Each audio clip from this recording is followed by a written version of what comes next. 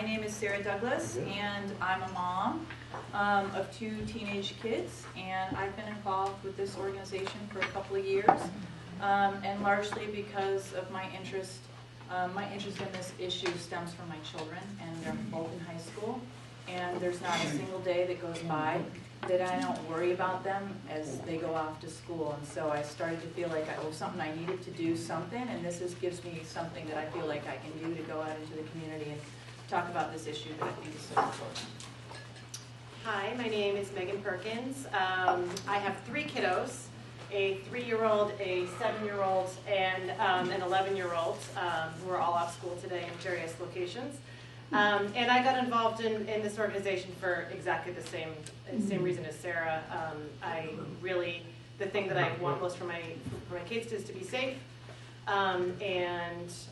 I think this is a good way to go about talking about keeping our kids safe when they're at school and when they're at home. And can you hear us, or should we use the microphone? No, we can Okay. hear you. And would you all mind if we turn on the lights so you can see the slideshow a little bit better? Will you be able to see your food if I do this? Yeah. Is that okay? So we're going to have the slideshow here, and we'll so just be looking at the slides, and we're going to read a script that goes sort of along with it. Right. So today we're going to be talking about Be Smart, and that is a program developed by Moms Demand Action for Gun Sense in America to bring together parents and all adults concerned about kids, guns, and safety. Firearms are the 2nd leading cause of death for American children and the leading cause of death for Black children. As this slide shows, nearly 1,500 American children under the age of 18 are killed with guns every year, an average of 4 children per day. When American children are killed with guns, the majority of those deaths, 53%, are homicides. That's nearly 800 children a year. Additionally, 600 children die by firearms suicide each year, and nearly 100 are unintentionally shot and killed. We know that approximately 4.6 million U.S. children live in a household with at least one loaded, unlocked gun. While school shootings and mass shootings typically make national headlines, the reality is that for children under the age of 13, gun homicides most frequently occur in the home. And one study showed that nearly 90% of unintentional shooting deaths and injuries among children under the age of 15 occur in the home. What's more, we know that in incidents of gunfire on school grounds, 78% of the shooters under the age of 18 obtained the gun from their home or the homes of relatives or friends. I know this is an emotional issue, and we may come from different walks of life. Many of you are probably parents. Some are gun owners, some are not. You may have had a personal experience with guns, and some of you may have even been impacted by gun violence. We believe that most gun owners want to be responsible gun owners. So we are here today to talk about what all of us, gun owners and non-gun owners alike, can do to make sure children don't have unsupervised access to guns. So for now, let's leave politics at the door and agree on these 3 things. We all want kids to grow up healthy and happy. We each have the right to make responsible decisions about how to protect our homes, families, and communities, including whether or not to have a gun in our house. If we can prevent even one child gun death or injury, it's our responsibility to do so. We're not here to talk about laws or policies, so let's just set those aside. I want to take a few minutes to talk specifically about what the consequence of unsecured guns looks like. On this slide, you'll see just a few headlines from stories from across the country, although we know there are many more incidents that go unreported. Some of you may remember from the news, the first story in the top left there. In January 2018, there was a school shooting in Kentucky at Marshall County High School. At least 16 people were shot and wounded. 2 of them, Bailey Holt and Preston Cope, were killed. The 16-year-old shooter had gained access to his stepfather's unsecured pistol from his bedroom. The next tragedy took place in May of 2018. A 4-year-old boy from Louisa, Virginia, unintentionally shot his 2-year-old brother, Tyson, after accessing an unsecured gun that was kept high in an upper cabinet. The next headline in the bottom left illustrates that when kids are looking to carry guns out of fear, easy access to guns can help facilitate the cycle of violence. Like 17-year-old King Zeke of Jackson, Mississippi, who told the Jackson Free Press that some young people in this community carry guns out of fear of being robbed or shot and believe that having a gun will allow them to defend themselves. Let me also point out our final story about 13-year-old Mikey from Brewster, New York. Mikey was a friendly, popular 8th grader. He was an expert bowler, an avid athlete, and he loved video games. In January 2013, Mikey came home from school and took one of his father's unlocked loaded guns and shot himself. His family knew Mikey to be a happy kid, and they don't believe he had planned to die that day. But with easy access to a loaded gun, Mikey made an impulsive decision that tragically became a fatal one. All 4 of these stories show the fallout of when young people get their hands on unsecured guns. No story is quite the same, but all are tragic and all are preventable. It's important to remember that even if you are practicing responsible storage, or if you don't have a gun in the home, you can't be sure about other homes. You can't be sure about how responsible other people are being. And that's where our Be Smart program becomes helpful. So what can we do? We can learn to be smart. So let's start with S. S is for secure your guns in homes and vehicles. So 13 million households in the United States with children contain at least one gun. And the majority of children in gun-owning households know exactly where that gun is stored. And we already know that in incidents of gunfire on school grounds, the majority of shooters under the age of 18 obtain the gun from their home or the homes of relatives or friends, like the tragedy that unfolded at Marshall County High School in Kentucky that we touched on earlier. So what do I mean by securing guns? Guns should be stored locked and unloaded, with ammunition stored separately. Hiding a gun is not securing a gun, and we know that can lead to tragedy. We talked about the 4-year-old Virginia boy who unintentionally shot his 2-year-old brother after accessing an unsecured gun that was stored high in an upper cabinet. And remember Zeke from Mississippi, who spoke of the complicated safety reasons that push some teens to want a gun? Keep in mind that kids may feel a variety of emotions about guns, from curiosity to fascination to fear. As adults, it's our responsibility to prevent easy access to guns. Research also finds that responsible storage is associated with the decreased risk of firearms suicide and unintentional firearm injury among children. One study showed that households that locked both firearms and ammunition had a 78% lower risk of self-inflicted firearm injuries among children and teenagers. Excuse me. Sorry. She's playing her music really loud over there, which is really cute. It's all right. Can you hear it? I'm so sorry. She's having a good time. It's fine. Okay. Sorry. Had a 78% lower risk of self-inflicted firearm injuries among children and teenagers, and an 85% lower risk of unintentional firearm injuries. Some commonly used responsible storage practices include a cable lock, a lockbox, or firearm safe, as well as storing firearms unloaded with ammunition stored separately. We actually brought some gun locks. They're over on the table over there that we can pass out later. Feel free to take them. Unsecured guns also contribute to the staggering number of guns stolen each year. An estimated 380,000 guns are stolen from private gun owners every year, and gun owners were 3 times more likely to have a gun stolen if they carried a gun in the last month. Research also suggests that nearly 1/4 of stolen guns are taken from cars. So storing a gun in a glove compartment or underneath the car seat is not considered responsible storage. All right, so now we're on M. M is for model responsible behavior. Every law-abiding adult has the right to decide whether or not to have a gun in the home. But you can't rely on curious kids not to find a gun. As we saw on the slide before, one study showed that the majority of children are aware of exactly where their parents store their guns, and that more than 1/3 reported handling their parents' guns, many doing so without the knowledge of their parents. Nearly 1/4 of parents did not know that their children had handled the gun in their house. It is always an adult's responsibility to prevent unauthorized access to guns, not a curious child's responsibility to avoid guns. So talk to your kids about gun safety, but remember that's a precaution, not a guarantee. One study found that young children who go through a week-long gun safety training are just as likely as children with no training to approach or play with a handgun when they find one. Modeling responsible behavior means that smart adults make sure that kids don't have the opportunity to access guns. That said, you can't control the environment that your child is in all the time, so you should teach them not to touch a gun if they come across one, real or pretend, and give them the tools to get out of a dangerous situation and to alert an adult. As an adult, it's your responsibility to do everything you can to prevent them from getting in a dangerous situation to begin with. We also have a handout on best practices for talking to children and teens about guns. So now we're on the A. As we have mentioned, there are approximately 4.6 million U.S. children living in a household with at least one loaded unlocked gun. That's why you need to ask about firearms in other homes your child visits, the A in SMART. So for the parents and caretakers, grandparents in this room, what are some things that you ask about before you have your child or grandchild go to somebody else's house? Do you have a gun safe? Do you have a gun safe?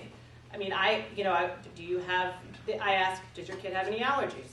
Does your kid, get screen time? Does your kid, all of these things. Wouldn't it be another thing to add to this is that do you have unsecured guns in your home?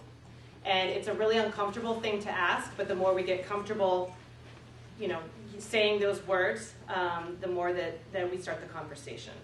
So, asking about guns in the home should be as natural as asking about any other safety issue. But it can seem really awkward at first. So try and make it a part of your general safety conversation. And you might even try asking email or text if you're comfortable with saying it in person at first.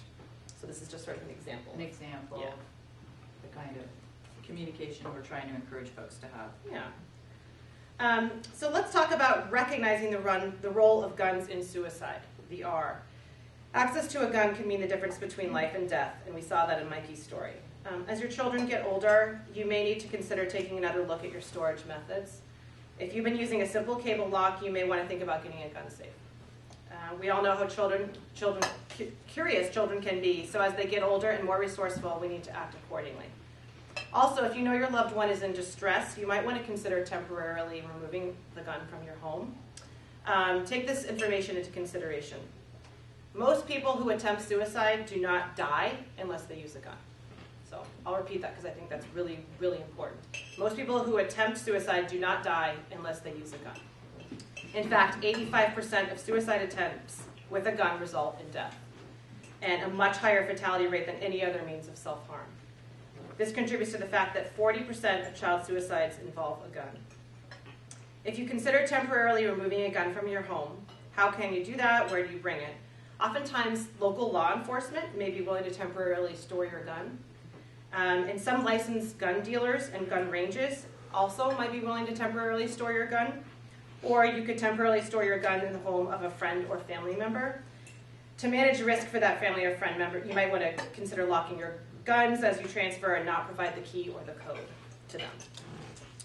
The National Youth Survey conducted by the CDC showed that 17% of high school students surveyed had seriously considered attempting suicide within the last year. I was talking to a pediatrician who works at the hospital in Bend, and she said that she does not ever go through a 12-hour shift without seeing a child who had tried to harm themselves. One study showed that 41% of adolescents in gun-owning households report having easy access to the guns in their home. And as we discussed earlier, research shows that responsible firearm storage is associated with a decreased risk of child firearm suicide. So we have handout materials with more information about how to get help if you do recognize these and other warning signs, and it includes the suicide prevention hotline, which you can see up there as well. T. The T is tell, and that is sort of the power of Be Smart, and that's what we're doing here today. We have heard from people that because of Be Smart, they know to ask about the presence of guns before their children go to other people's homes, that they have talked to family members about guns in their homes, when they have recognized the rules of guns and suicide, and that gun owners are modeling responsible behavior as a direct result of Be Smart. So the question is, who are you going to tell to be smart today? Research shows that law enforcement, the military, and hunting or outdoor groups are particularly effective at communicating safe storage practices. So just to kind of go through the acronym again, we have the S, which is secure all guns in your home and vehicles, the M, which is model responsible behavior, the S, which is ask about unsecured guns in other homes, the R, which is recognize the roles of guns and suicide, and the T, to tell your peers to be smart. So thank you for listening to us today, and we'd love to know if you have any questions, thoughts. We have a big reference slide here, so all these, the many statistics that we just read to you, all have citations if you're interested in finding out where they came from. But would love to hear from you if there's anything that you'd like to ask or add, or if you have any ideas of other places that we could be giving this presentation that you think might need to hear it. Questions? Yes. How many people are involved in your organization? Well, so this program, Be Smart, is part of a larger organization. We have locally probably about 8 or 10 Be Smart volunteers. We're just sort of trying to get this going and get the word out to the community. We're part of the larger umbrella group of Moms Demand Action for Gun Sense in America. And that organization has about 6 million supporters nationwide and has chapters in every state. So this is an educational program that falls under that umbrella. I don't know if that answers your question. Okay. Other questions? Do you speak at the various schools? Yes, so in the past we haven't always been welcome at the schools, but we're working really hard to try and get this message out to the school district. And in fact, in Bend right now, in the Bend La Pine School District, they are working at trying to, there are 2 or 3 members that are working at trying to develop language that they would adopt to communicate this message to all parents in the school district. The message being just that you need to make sure that your guns are stored securely in your home so that you can keep them locked and safe, keep our children safe. So yeah, we're looking for opportunities, and if anybody has a contact in a school or someone that they know that they might help us connect with, we do have a sign-up sheet up here, and if you just write your name down, we'll follow up with you if you have some ideas or know of anyone who you think might be interested in having us come and present. We recently spoke at a pediatrician's office, which makes a lot of sense because you go in for, a well child visit, and there's a lot of questions that they ask about, do you feel safe in the home? Do you, this and that sort of just an extra question that you ask as well is, do you have guns in the home? Are they secure? So that's another sort of route that we can take as well. What is the name of your parent organization? So Moms Demand Action for Gun Sense in America, it's a very long name, what is an organization that was founded just after the Sandy Hook shooting by a woman named Shannon Watts. She's a mother of 5, and she started a Facebook group, sort of like modeled after Moms Against Drunk Driving. And her Facebook group just sort of grew and grew and grew, and then it's been supported by this other organization called Everytown for Gun Safety. So they're all sort of linked now.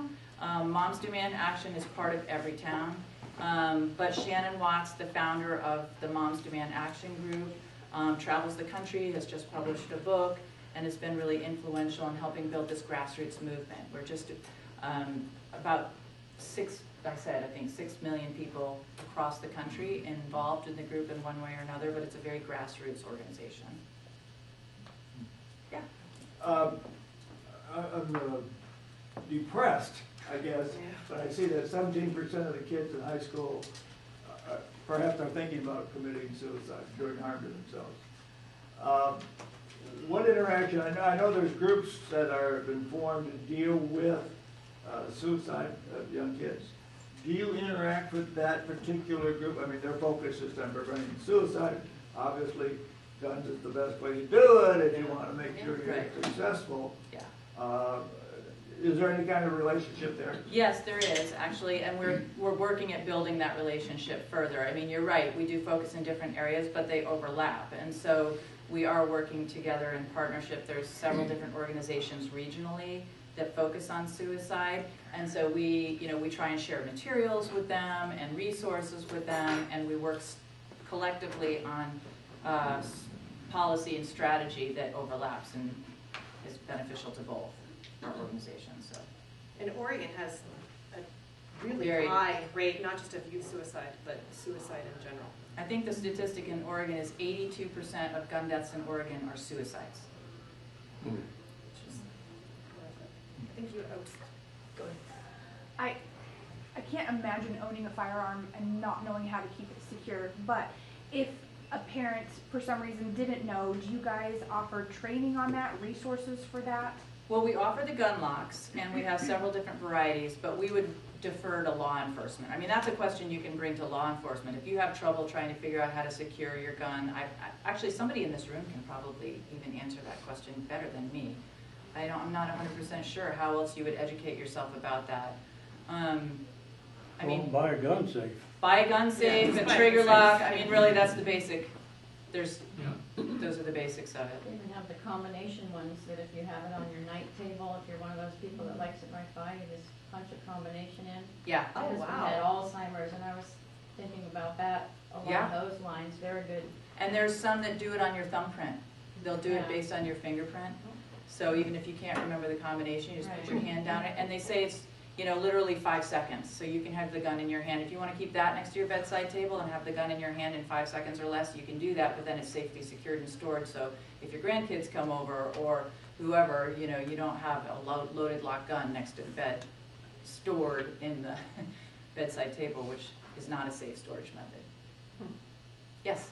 Are there any statistics that say how many of those teenagers just all of a sudden come home and commit suicide for some reason or another? I don't know. I don't. But I mean, if you think about the teenage mind, right? I mean, a lot of, being a teenager is That may be thinking an irrationally. oxymoron. Yeah, exactly. Yeah, I mean, it's a very irrational, deep emotions that happen very frequently, and I mean, so that's why it's kind of a scary thing. Yeah, And they know where that gun is, One of the defining characteristics of teenagers is their impulsiveness, right? So one day they can, be happy and everything's fine, and the next day somebody says something to them and they, think the world is ended for them. So it's especially important, I think the slideshow talks about, as your children age up, it becomes more important to keep those guns securely stored. You just don't want them making a permanent decision based on one bad day. Just a comment. Have any of you ever hidden your Christmas gifts from your kids? They know where they are. Unsuccessful. I don't know about your kids, but my kids knew where every one of those were. So if you think you're hiding your gun, They know where they exactly. Yes. I just wanted to ask, is the curriculum the same for every state? And I assume Alaska that is part of this, is that right? Well, this is, you mean this curriculum? Yeah. Yeah, it's a nationwide curriculum that we deliver anywhere, everywhere. So they would be delivering this in Alaska too, yeah. The reason I ask is that we assumed that every house in Alaska had a gun, Yeah. period. Yeah. We also assumed that every pickup had a gun in the back, Yeah. which is not true, by the way. Right, But anyway, it's fair a to different. Thank you. Yeah. Yeah, and I think that's the main thing is, we, you can't assume, right? I mean, you can assume that they're there. You can't assume that they're secured storely, right? And so if you're a parent or a grandparent, the responsibility is on us as adults. As the slideshow says, it's not the child's responsibility to not be curious because they can't do that. They want to find those Christmas presents. I'll just point out again that you, not only did you assume there was a gun there, but you assumed it was not secure, period. Yeah. Yeah. So children we worked hard in the school system to make sure children had training about this. That's and knew good. about this. any other questions? Thank you very much. Yeah, thank you. Our gun locks over here. Yep, there's gun locks over here. Badges and information.